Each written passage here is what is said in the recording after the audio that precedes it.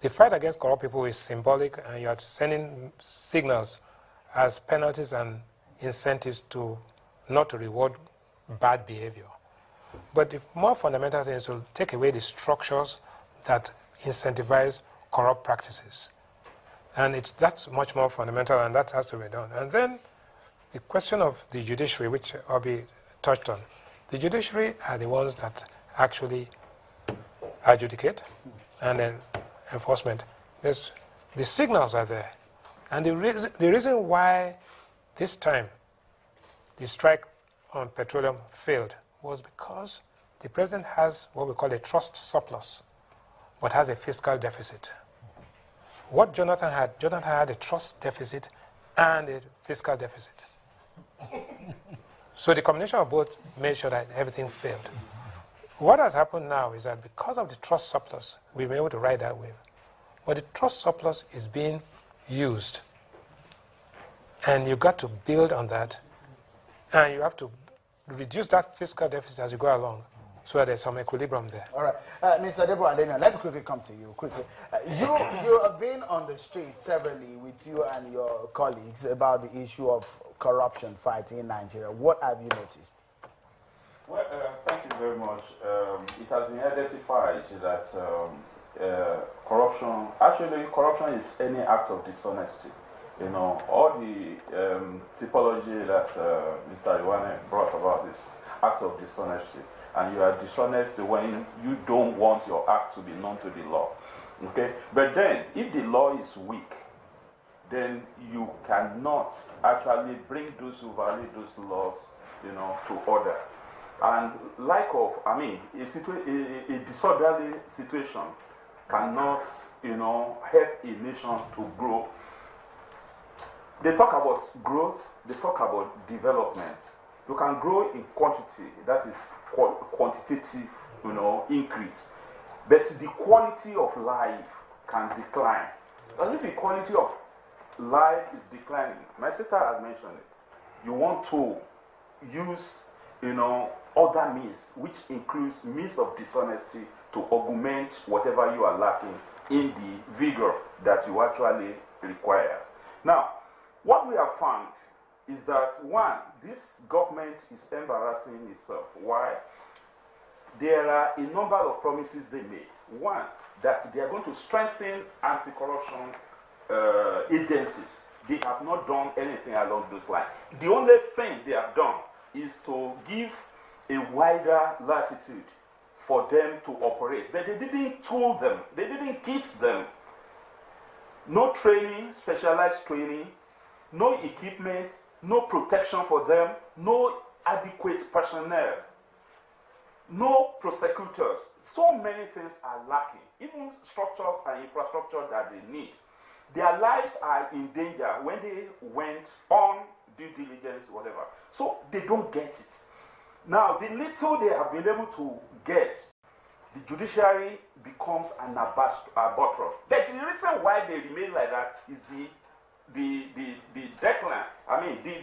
deficit in the functionality of the Office of Attorney General of the Federation. Look, judicial corruption is as bad as financial corruption. Okay? Now, all those people that allow frivolous application to skate through are engaging in some level of corruption. Although, because there is new criminal administration, whatever, administration of criminal justice law, it is not being applied. Look at the case of our Senate President, who is also the chairman of the National Assembly, oscillating between the high pedestal of the Senate President of this country and the criminal witness box in the CCT. And all these senators will just join him in answering. All right. Even when the wife was, look, there are so many things to be said.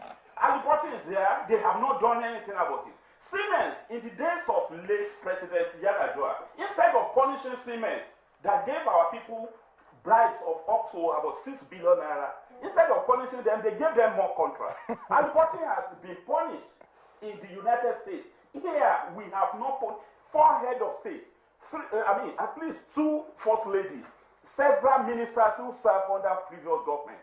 All of them are there. All right, Mr. Adeno, just a moment. Let me quickly come to you. There are some more facts and figures that you have. Quickly, let's run through them. A corrupt mind fuels a corrupt economy. And if we look at perhaps the most trending subject in the last 1 year regarding corruption was that quote of fantastically corrupt. Yes, that second word, corrupt, is important, but I'm even more interested in that first word, fantastically, because I believe a corrupt mind fuels a corrupt economy, and this is what I mean.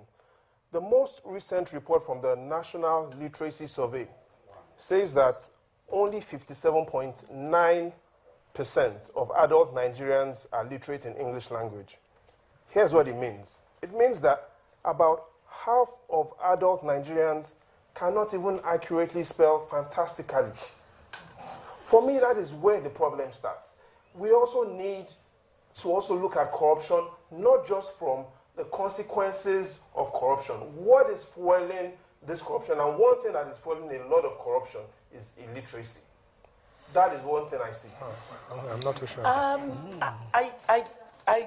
understand. I am like champion for human capital development.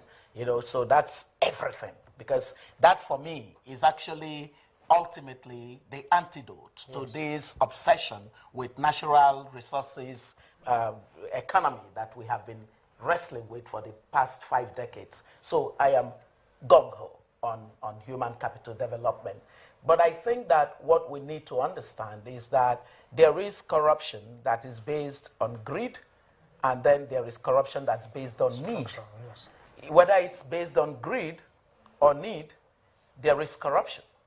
What literacy as a variable does to corruption is one that we would need to examine a little bit more and before we sort of tie them up in the way that Jide just did.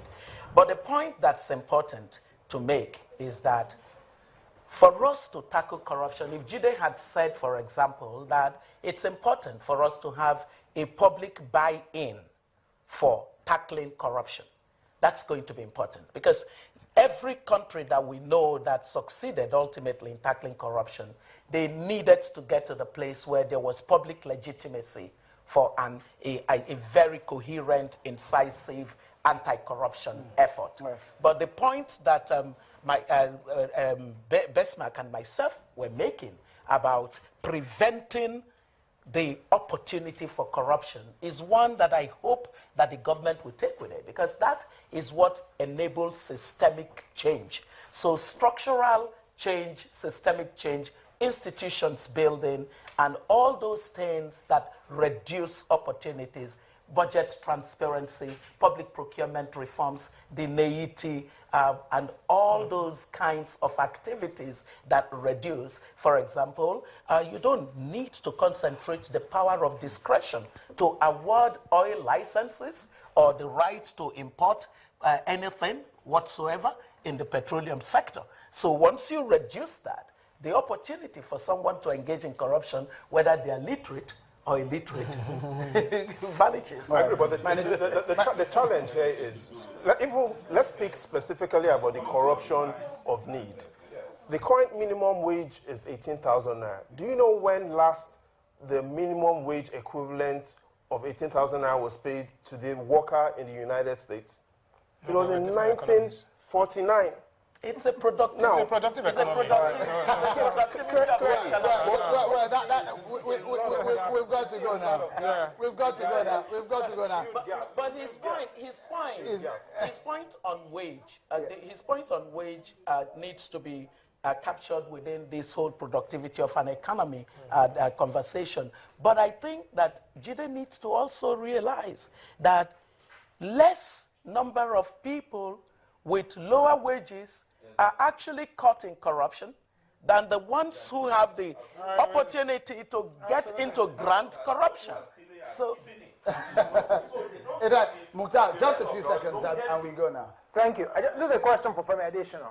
Earlier you said the president won't release the names of people who have returned money because of legal what have you. Yes. Yet, if you go around Abuja, there are these humongous X's that look like the angel of the Lord is passing through the town, demarcating the houses of people who allegedly have corruption cases to answer. Yeah. All these people, we don't... Quickly, because we need to go now. The double standard. Just a moment. Just from additional. Just a few seconds to respond. Just a moment. There is still due process. There is still due process. If the president breaches that due process, it's the same people who will come out to shout tyranny. All right. But we need to go now. Thank you so much. Many thanks to my studio guests. Many thanks to my guest, Dr. Ibiese Kisili. Thank you so much for coming on the program. Mr. Babajide Ogunso, many thanks for coming on the program. Mr. Femi Adesina, many thanks. Thank you. Mr. Bismarck Rewani, many thanks for coming on the program. And of course, in every journey, there is a beginning, and of course, the trip terminates at some point. It is the first year into the 4-year term of President Muhammadu Buhari. His team and his party, Nigerians are waiting to benefit from what the government has to offer. Direction is one thing. Most are also waiting to get in every area, especially at a critical point in time. But as the government paddles on, we wish them good luck. And the millions of Nigerians too. Many thanks for being such a great company on the program. On behalf of the team, I'm Seun Wakimale. Bye for now.